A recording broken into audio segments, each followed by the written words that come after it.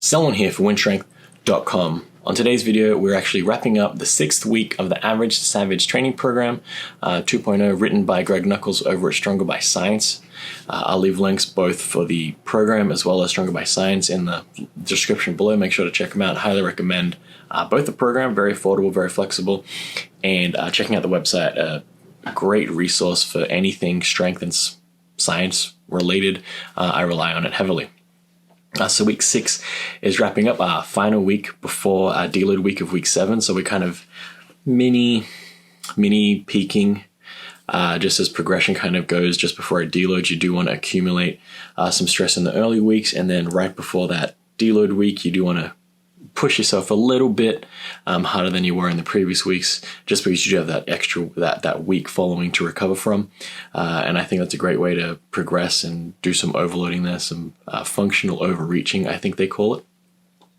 But the one thing I'm noticing with the program that's really been nice, a breakup on my body, is the fact that we're doing a lot more volume and a lot less intensity. And just for me personally, I feel like that has a good effect in reducing the injuries or the perceived pain in my body. When I do a powerlifting template back to back with maybe just a week in between, I notice there are some like creaks and cracks in my joints, in my shoulders, elbows, where it kind of makes training towards the last half of the program there quite difficult, just because it is a lot more achy in the joints. And it's not really muscular pain, it just feels more painful to move around in general, but with more of a focus on volume. So we're not doing anywhere near the 1 rep maxes. We're repping out a lot lower weight, obviously, but for a lot more reps and sets. So we're getting a lot more tonnage in. And I think that breakup, at the very least, breaking it up is good because it does give you that rest. But I think for me personally, my body does adapt better to slightly lower intensity, which is just lower weights, but with some higher reps, just because I'm not feeling as achy in my joints. I'm definitely feeling sore in the muscular pain, so a lot higher DOMS effect. But I think that's definitely because I haven't trained this way in quite a while. So probably, I think around 3 months, I haven't trained with such high volume. But with that being said, I think that higher volume is definitely helping with keeping pain to a very minimum and allowing me to train for a lot longer. So what I might consider doing in the future is just sticking with a hypertrophy style system of working out, where I'm doing a lot lighter weights, but for a lot more tonnage, and just maybe only having a strength phase once every 2 or 3 hypertrophy blocks. And I think that might help me just train for more years to come. If a certain style of training isn't really agreeing with your body, remember, there's no one correct way to train. There's just the correct way to train for you. So if you can figure out a way to train for longer or for more enjoyment, then by all means, you should be doing that and leaning in towards the type of training that you enjoy and that suits your body style and your personal preference.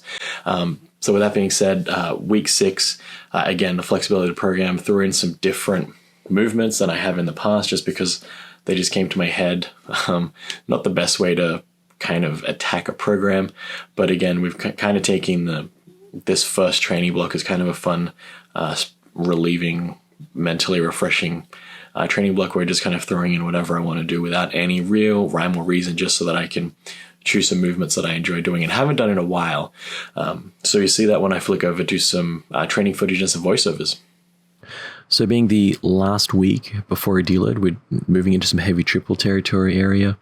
A little bit of accumulated fatigue sitting in here, so not the best heavy triple performance.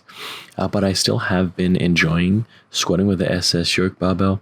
Not too much shoulder injury happening there, and I still think there's going to be some good carryover to this regular squat with the barbell. I still do enjoy squatting in that heeled squat true, even with the SS yoke barbell. I just feels more solid for me personally. That's again going to come down to personal preference for you. So try both and see which one feels best. You might have to do a couple of weeks just to make sure that feels good. Here we have some push pressing, and again, slowing down that descent as much as possible. And just making sure the weight doesn't shift too far onto the toes, which I have a tendency to do. Just because that barbell starts in front of you, you really do need to make a conscious effort to maintain that weight over the midfoot.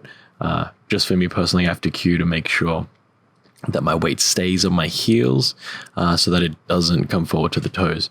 Moving on to some chin-ups here. I like to alternate between chin-ups and pull-ups.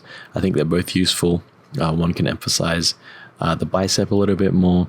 One can emphasize the back a little bit more. I don't think you should ignore one or the other. Incorporate both, not just obviously in a week, but over the course of a year. You can do one for like mesocycle and then change the other one. Here's a new exercise. Just thought of this one for this week.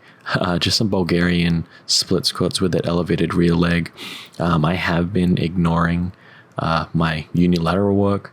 I think it kind of helps augment the stress because you can't load these exercises super heavy, but they're obviously still quite difficult, or the perceived difficulty is still there.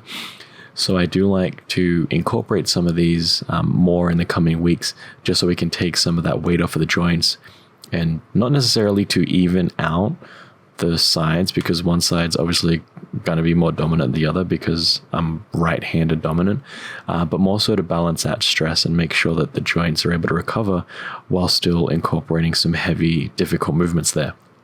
Well, relatively difficult movements, given I'm only working one side. And here we have some relatively heavy front squats. Not that heavy, but again, heavy for me. And I am trying to bridge that gap between my front squat and back squat, just because I do think there is quite a bit of difference between the two. I'm not a big fan of like ratios, but I think a 300-pound gap is a bit big. Here we have some isolated unilateral tricep work, again, without extensive machines in my garage gym, such as like a tricep push down or something like that. Something I would enjoy doing too. Kind of have to make do. So we just have these overhead presses just to get some stimulus. And again, no seat or cable rows. So we're doing some chest supported single arm dumbbell rows. You'll notice there is duct tape on the top of my bench. That is because I tried to do some chest supported barbell rows with an Ohio power bar. That scraped the top of my bench, ripping it up a fair amount. I didn't learn after one, so I learned after a couple of tries at that. Not doing that again. I don't recommend doing that. So switch to some dumbbells so you don't damage your equipment. Or maybe use a passive barbell, but I would just say use a dumbbell. No chance of hitting that upper part of the pad there.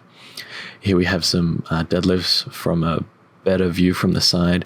Again, what's been nice with having higher rep work is I've been able to focus a little bit more on the technique, just because we get more practice and more reps in, and really focusing on once that barbell passes the knee, for me, it's just to flex the glutes and really fire forward, and that adds that little bit of snap on that last part of the deadlift to finish the pull strong. And some close grip incline bench press. Again, getting that nice full range of motion. No matter what bench press angle you choose to do, I would highly recommend touching the chest on each and every rep, just so you have that full range of motion and going to 99% of lockout. And we have the overhead press, just standard.